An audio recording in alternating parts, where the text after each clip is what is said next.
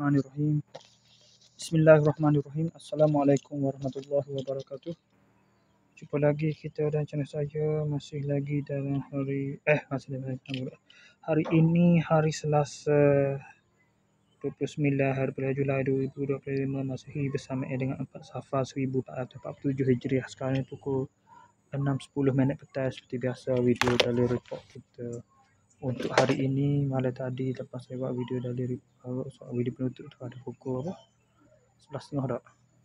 Saya terus balik mandala kemarin lagi lah tarikh masih 28 lah malam tadi tu.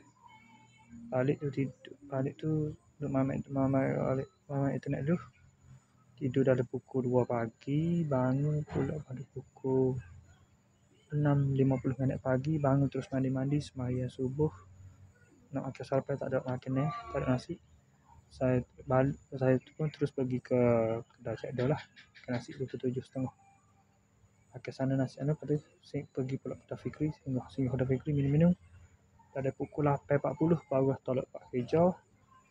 Sampai sana dah pukul 9. Dah 8.50 dah 10 minit. Lepas tu dah pukul 9 kau start buat kerja.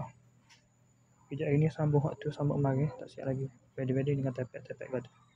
Tepek Serah tu, Dini Serah tu. Jadi sore lagi koyung ke itu koyung tak lagi. Saya pun dah order baru dah 2 jenis tanjak, 2 pieces awak jenis tu, sejenis 2 pieces, 4 pieces lagi tu satu jenis. Tanjak A, tanjak B. Tanjak A ada 4 bilah, 4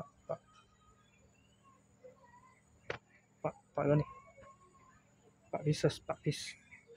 Tanjak B 2 piece, 6 semua. Lepas tu baju Merdeka mana saya beli dah lepas kan. Saya dah juga dah cook. Mereka baju silat Merdeka dah budak kanak saya sampai tahun dah tu gua. Okey. Lepas tu kerja ni siap ada takut tu pula.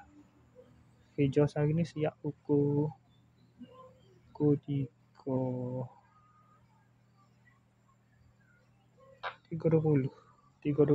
sampai bagi 3.32 terus balik mai ke sini.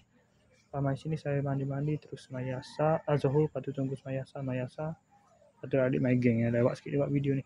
Okey, saya sekadar pada pukul 6.10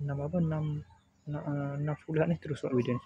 Okey, saya sekadar itu saja untuk sesi video dari report kita untuk hari ini. Assalamualaikum, jumpa lagi, bye.